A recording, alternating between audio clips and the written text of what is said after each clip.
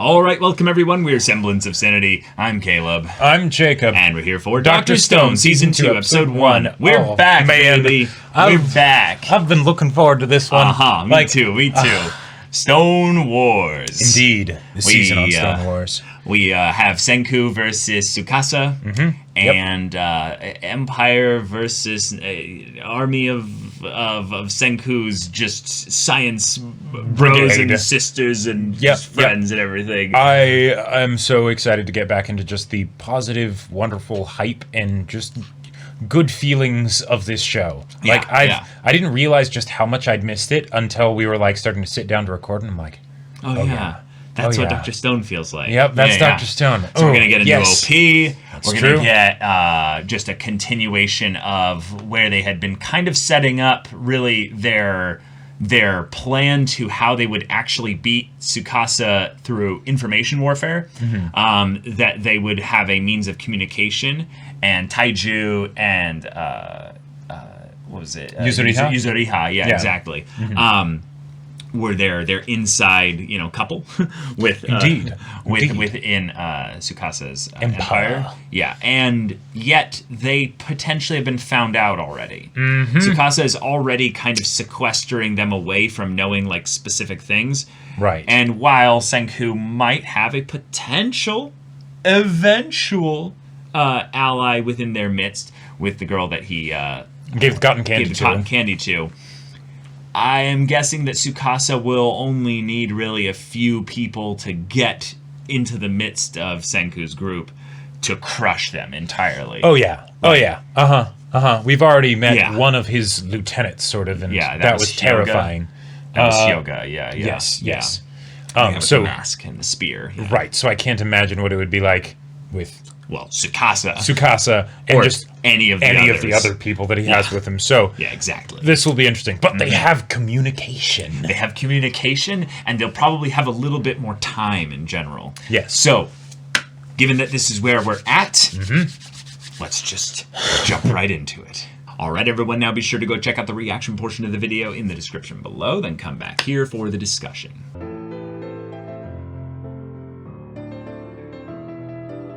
Okay, oh my God! We're back. We are back. Dr. Stone, baby. Love it. And so Asagiri again, still coming in clutch as like the best character, hands down. Just like I have a evil plan.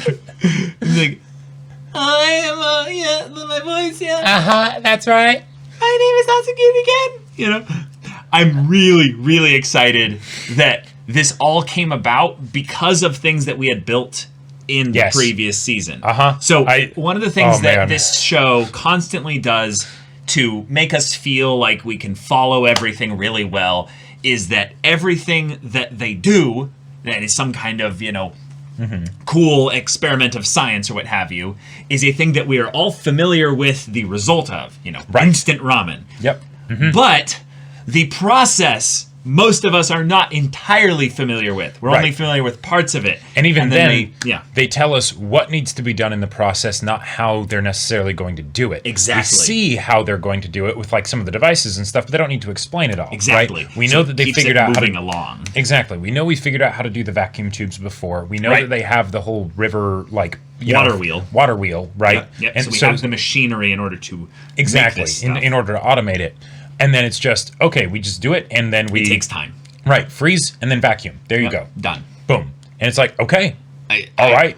I love this because it takes something that we just know, love, but don't necessarily appreciate as much. Because, I don't know if you guys know this, but like the history of instant ramen, cup noodles, and stuff like that, is so crazy. It's so fascinating, the idea that there were so many different ways in which people were having ramen back then, but just the idea of someone being like, what if you froze it and all that? Mobile ramen, right? Yeah, it's in history, it is crazy what kind of inventions come about unintentionally. Or on slight iterations. Right, or very slight. You're trying to figure out how to do one thing, and you don't figure out how to do that thing, but you figure out a way to do this other thing, and then as a result of that, you get the world changes. The world changes. Right, yeah, exactly. It's so cool Because when we look at their world that they're in, this stone world, only Asagiri and Senku are the ones that actually have memories in the Kingdom of Science, that have actually, memories of the old world. Yeah. So by them being able to bring this stuff into them here, we see the appreciation come up in the eyes of all the of all the members here. But then we also get this knowledge of, but everyone in Tsukasa's empire knows all this stuff. Yep. There wouldn't be any wonder to them because it's all regular. Yeah. So the fact that the music is brought up again and it's like, no, this wouldn't actually do much for them propaganda-wise. But that's where Asagiri Gen's mind was thinking about this. But he's like, yeah, if only we could actually use the music to... Wait a minute. Hold on. Oh my god. My skills as a magician, as an illusionist, as a mentalist. Yep. With this crappy audio. Senku, I have an idea. I love the idea so much. Oh, yeah. Because it could just not work at all. Tsukasa would be like, no, who cares? Yeah. Who cares? They would have made contact a long time ago. Right. When that happens, if they do, then fine. Then we'll deal with that when they actually get here. Crossing the Pacific Ocean? That can't be easy. That's going to take a long time, even if they did have all the modern stuff. Right. And who's to say that, like, the people, if the U.S., for instance, survived or anything like that, wouldn't look anything similar to what we would have known, And also, just because that's something that would have been, potentially a thing he would have to worry about eventually, is that some other group survived out there, which is totally likely. And if it just happened to be 500 years earlier, then they could be quite far along by now. Quite far along. Because, that's what Senku's group kind of is. Right. That's just what they are. They've just been around for a long time. There could be other groups out there because they split off. Remember, there's the group split off a while ago. They haven't been accounted for yet. Nope. So this is something where Tsukasa might push things in a direction that's even worse for Senku by being like, okay, now we need all their stuff. So we're going to be desperate and make a move aggressively now.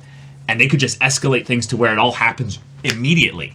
Yeah, like they don't get time to build up that much anymore. Right, and that's one of the things that, with the whole idea of this Stone Wars, right?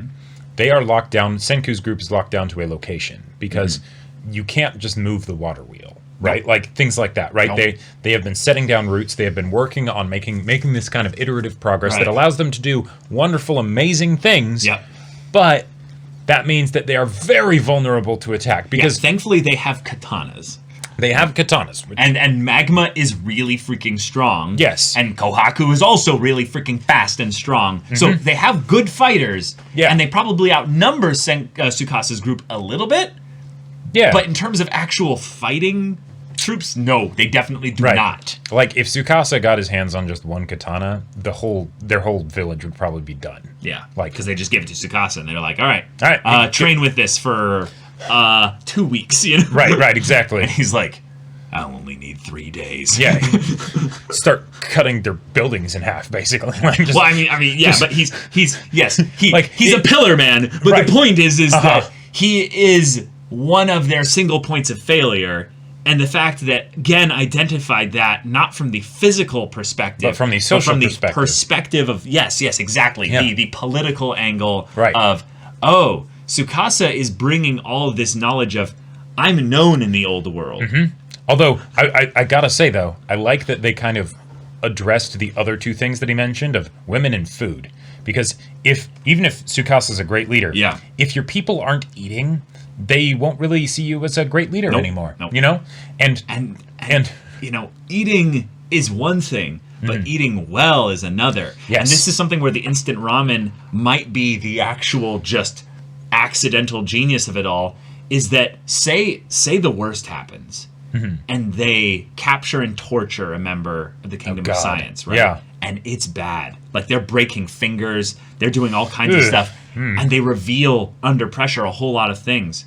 We have instant ramen and we have all cotton candy and they're just like, I've been eating raw boar, like barely cooked boar meat. Right.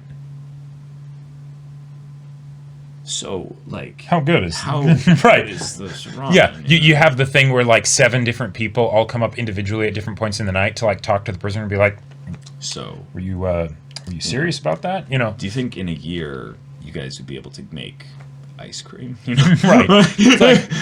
It's like, well, Senku made cola on request in order to, get Asagiri Gen onto his side. So, I mean, maybe if you go over to him with a special request, and, pledge your loyalty then, if he does his thing. Then right. You can request ice cream or something, Right. It's the part where, because in some ways that Taiju and Yuzuriha do not have that much info about, yeah, that's helpful. Them, that helps, because then Tsukasa is probably not going to be like, well, I'm not going to, like, even if I'm suspicious clamp down of on them, even if I don't suspicious. Have much to gain. Yeah. Right. So what I, if anything, need to do is use them as bait to be like, okay, Senku, make your move. Yep. So I'm really excited to see that this move that they're making has some way in which it helps, but I don't think it's going to be the game ender that they think it will be, because I could see Tsukasa reacting in a more immediate and desperate way. Well, and let's put it another way. There's a fatal flaw in their plan.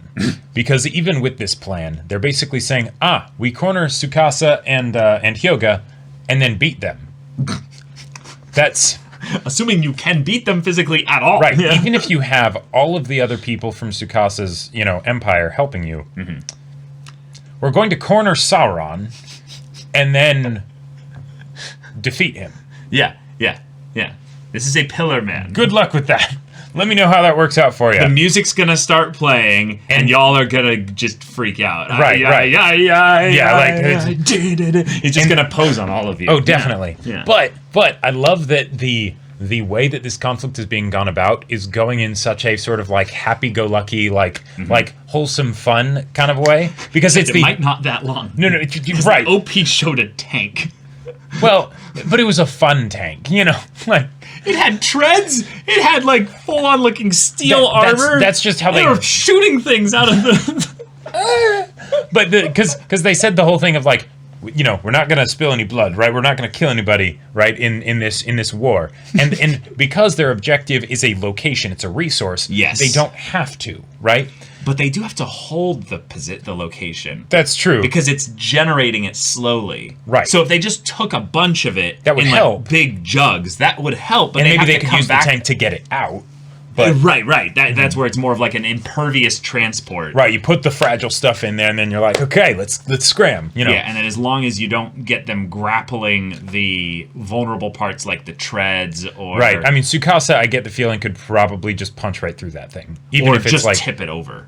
Sure, he just does the Halo thing with the tank and just exactly. Tsukasa has the Master Chief strength where he just sees vehicle and just instead of flipping it upright, he just yeah, cow tipping. It's done, right? But all right, I find it so wonderful that they make all these wholesome things of like, how are we going to fight these barbarians? Are we going to like make crazy weapons of nastiness or something? No. We're gonna make instant ramen. Instant ramen will allow us to move during winter. It's like and make attacks without having to rest, resupply, and gather. Just stuff in order to actually sleep properly. It's the civilization game where you're going for the purely economic, cultural victory, right? But it's even better than that, dude, because like Tsukasa will not advance ever. It's basically the thing, when you have the units in Civilization where when they get enough bars of HP, this is a Civ 3 reference, by the way, just in case those of you were playing like Civ 5 or 6 at this point. Yeah, they get like veterans to elite, and then they spawn a leader. So basically, Tsukasa is like, we have warriors, elite warriors. They're all elite. And in fact, oops, sorry, I bumped the camera there. But I have a leader that I've spawned, which allows me to form a warrior army. Right. And then they're just like... we're advancing through the ages. We have 1 samurai. 4 attack, 4 defense, 2 movement. Her name is Kohaku. Her name is Kohaku. And then we have Magma as well. So... You can send 30 warriors. Eventually, you might take communication and roads and supply lines. Just zipping around, they're just like, come back here, you. Right, and that's why I'm really excited to see how this goes, because for all of that mobility that they have, which is important in an actual conflict like this, they have a base of operations. Yep, that is the problem. And that's a big problem. If 10 of Tsukasa's warriors are sent even without Tsukasa, just burn the bridges and be like, and they just cause damage and they steal shit. Yeah. Really big danger. I'm just seeing Tsukasa with a katana in each hand, and it's not pretty. Yeah. I'm really glad though that Tsukasa didn't smash the child statue. I don't think that's what he was doing. I don't think he was looking at it with any disdain. I think he was more looking at this and realizing, like, if he's going to do this, he's going to need to bring a lot of people back. But those people are going to have their own attachment still to the old world. Well, okay, yeah, here's a way of thinking about it. If Senku isn't actually going to kill anyone, then eventually what he really needs to do is he needs to win over Tsukasa. He does. But that's really going to be tough. That's really going to be tough. But the fact that Tsukasa was like brushing the snow off and stuff for the child, that might be a bit of him, thinking about the future and the fact that we can't actually just be a warrior clan forever. Right, because this girl here is holding the hands of her parent. It's broken off. It wasn't, was it? No, it was pretty. It was? Like, yeah. It was just the arm she was just holding on to? Yep, Oh, let me see that. That was... Yeah, there was snow on top of it, yeah. Oh, shit. Oh, shit. That's... Yeah. Oh, that's dark. Yep. Yeah. Oh. Was this actually the one that he shattered on the beach? You know, it might have been. Yeah, because he is on the beach. And this the adult that...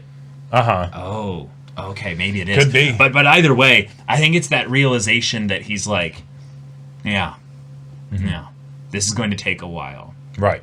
And I am dealing with someone who is definitely my equal in terms of threat. Like yes, just a very different kind. Yeah. And time is not my ally. Time is not my ally, and I think Tsukasa is also thinking about, I wish I could win him over.